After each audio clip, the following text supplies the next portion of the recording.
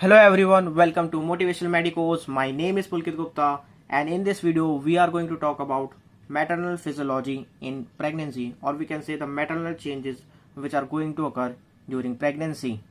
So without wasting time, let's get started.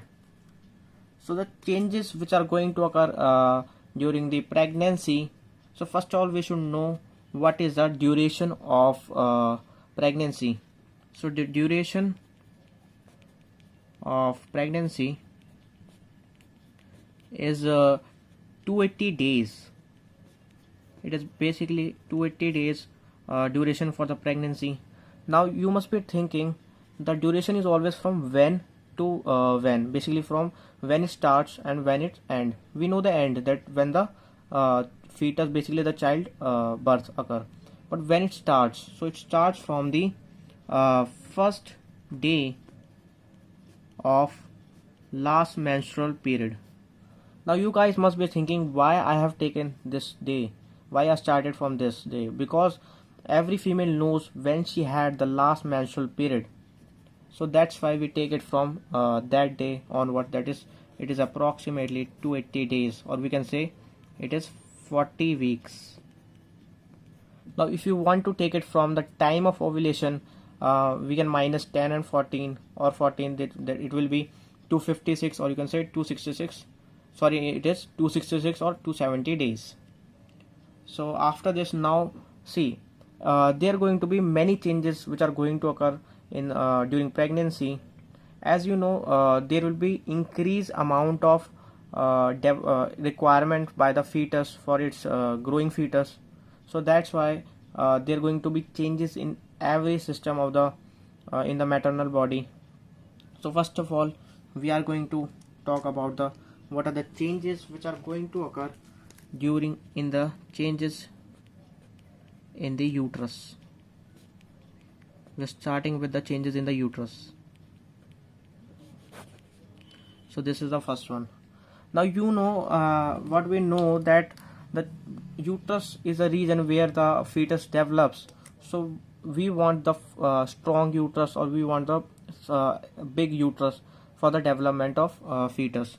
So basically what's going to occur, there will be hypertrophy of the uterus.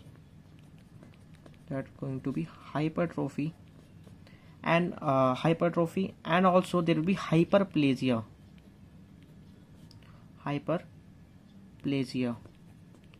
Now you know the hypertrophy means enlargement of the uterus, but what is hyperplasia? It is a increase, or you can say the formation of new fibers. It occurs basically during the early month of pregnancy. So there will be hypertrophy and hyperplasia in the, and also there will be increase in amount of connective tissue. Increase in amount of connective tissues to supply blood supply and to the growing fetus. And this thing basically going to occur in the due to the influence of estrogen. Estrogen is responsible for these two things. Now the second thing we see in the changes in the body system and the organ. So the changes in the body system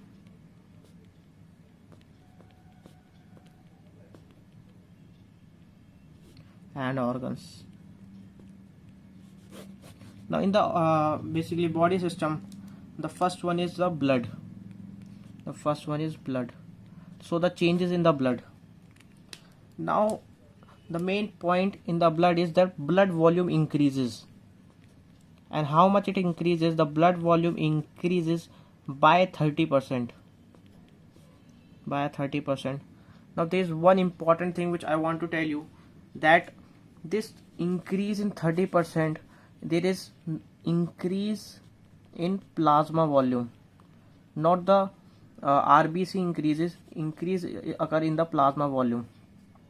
Now understand the concept, that if I assume that there is 100 ml of blood, in which there is 70 ml plasma volume and 30 ml is form element, or you can say the RBC, WBC and platelet. Now we increase it by 30%. Now if the total blood is 130 ml and so the plasma become if 100 ml and 30 ml RBC. So you can see that there is decrease, so we can say there is decrease in RBC, or we can say decrease in hemoglobin and decrease in PCV. So this hemodilution is responsible for a condition that is called, there's a condition name that is called physiological basically physiological anemia of pregnancy. So physiological anemia of pregnancy.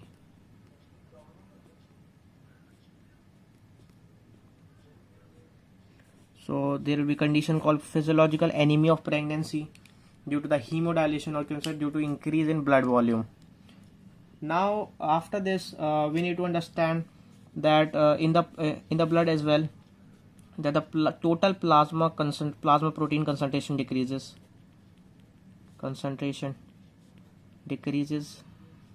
Now this is all about the blood. Now the second one is heart. We talk about the heart. So now we'll talk about heart. Now what happens? See, understand. See, if this is the region where the fetus is present. Now what happen? This is diaphragm. The fetus when it's going to grow, it will going to put pressure on the diaphragm. So when it's going to put pressure on the diaphragm, there is heart present in this region. So it's going to put pressure on the heart also. So there will be enlargement of the heart, and that will lead to hypertrophy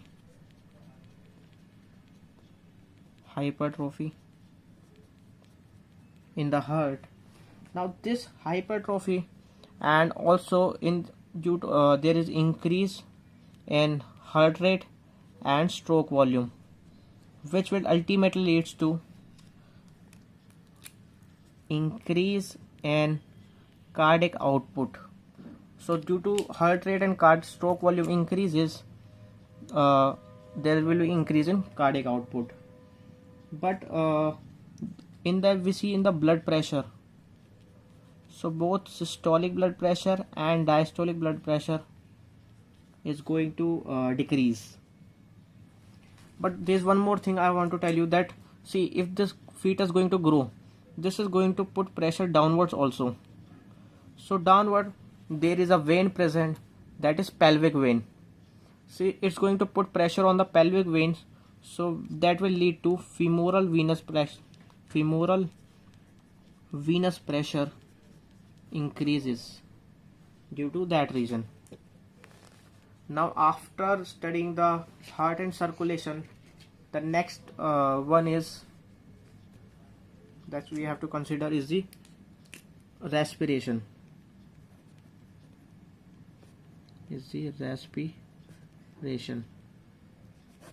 Now what are the things going to occur in the respiration?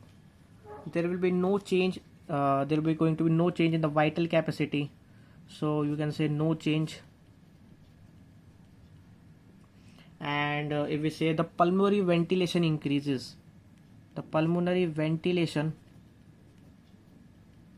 it increases during respiration. Now why it increases? Because during pulmonary ventilation, the basically the tidal volume increases, and also frequency of breathing increases. Due to this both the reason, pulmonary ventilation increases.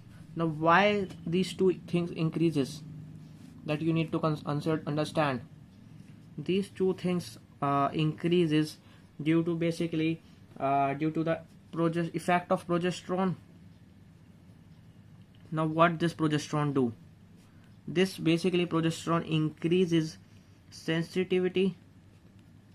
It increases sensitivity of respiratory center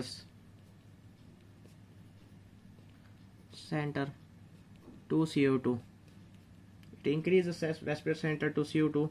That will ultimately lead to decrease in arterial PCO2, and leads to increased pulmonary ventilation. Now this is about the respiration. The next change which going to occur is the in the GIT. So in the GIT there is a condition occur that is called morning sickness.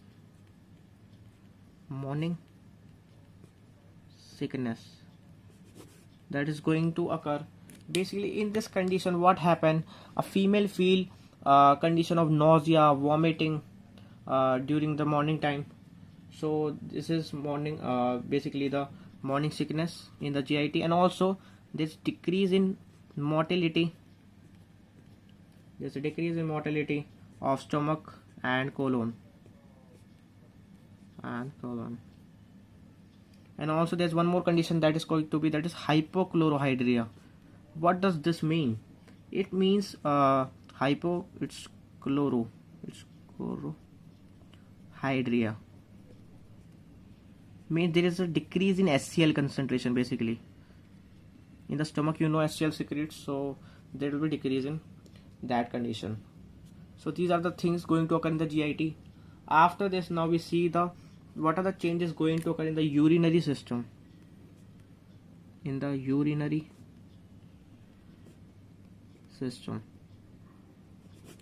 in the urinary system, as I have already told you, there is increase in, there's increase in cardiac output. Now when the cardiac output increases, you know, that will also lead to increase in GFR and renal blood flow. So there will be increase in GFR and the renal blood flow. And now due to increase in GFR, this will lead to a condition called glycosuria. Glycosuria means loss of glucose in the urine.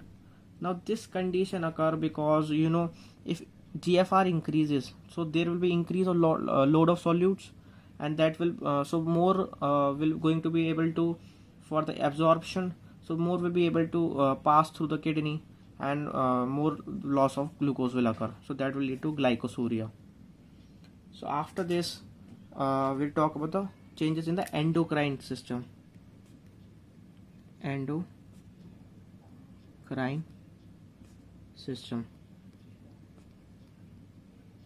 So there is one very important question of the endocrine unit, that is that question is, and please understand this concept carefully, that in the endocrine there is a question come that during pregnancy there is increase in thyroxine concentration, but that will not lead to condition of hyperthyroidism.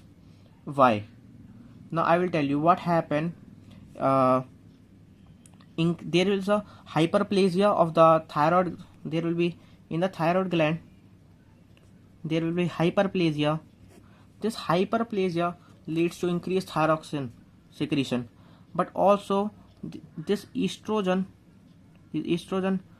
also leads to increase in thyroxine binding protein. Now this thyroxine binding protein, due to increase of this, it will ultimately leads to basically stabilizes the thyroxine, and that will not lead to hyperthyroidism. So similar case occur in the cortisol also. The question which comes is, there is during pregnancy there is high cortisol level, but there is no sign and symptom of Cushing syndrome. Why? Because there is increase in the protein called transcortin, with which the cortisol binds, that will ultimately not increase the serum cortisol level. Now after endocrine system, there is changes in nervous system.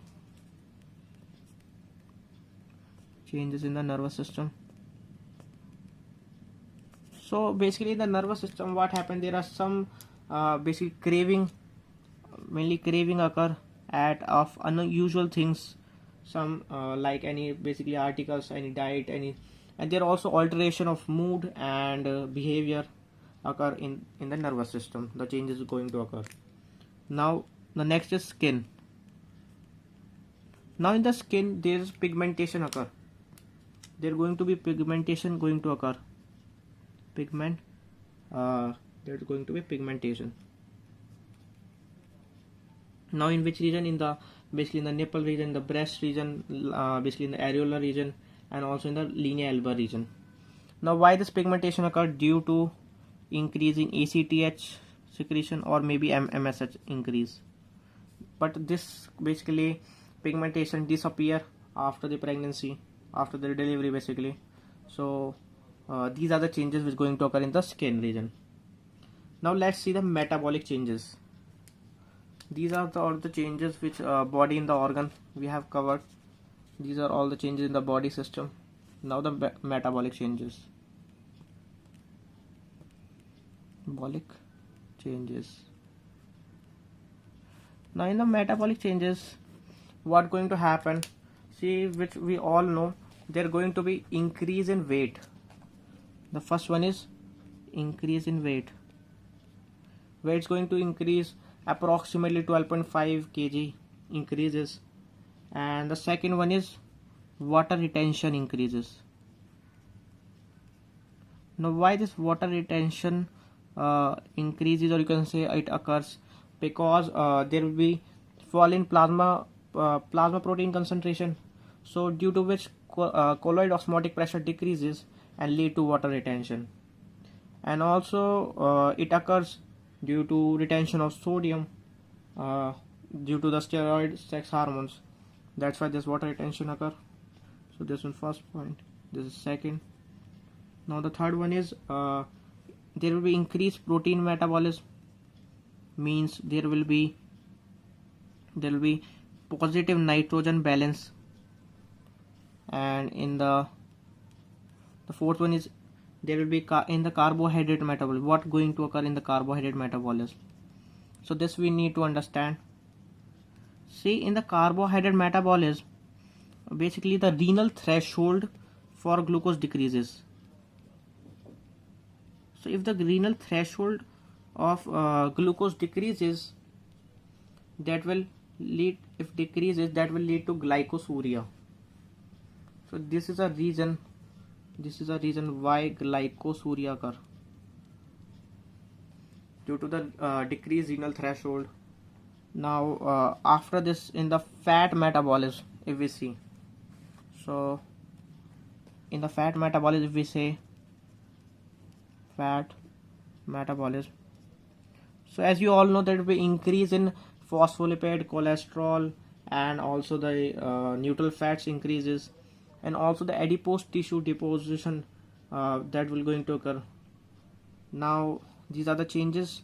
There are two more changes which going to occur, that is the changes in the mineral. So this one is basically little general, that there will be going to increase in calcium and phosphorus concentration. And if a 7 is the iron metabolism, that in this also there will be extra amount of iron required by the mother for increased hemoglobin synthesis and the myoglobin formation in the growing fetus. So guys, that's it for this video. If you find this video helpful and you find this video informative, please like this video, and if you think this video is helpful for you, please share this video also. And guys, if you want more videos like this, please subscribe also. Thank you for watching this video. Stay tuned with us. That's it.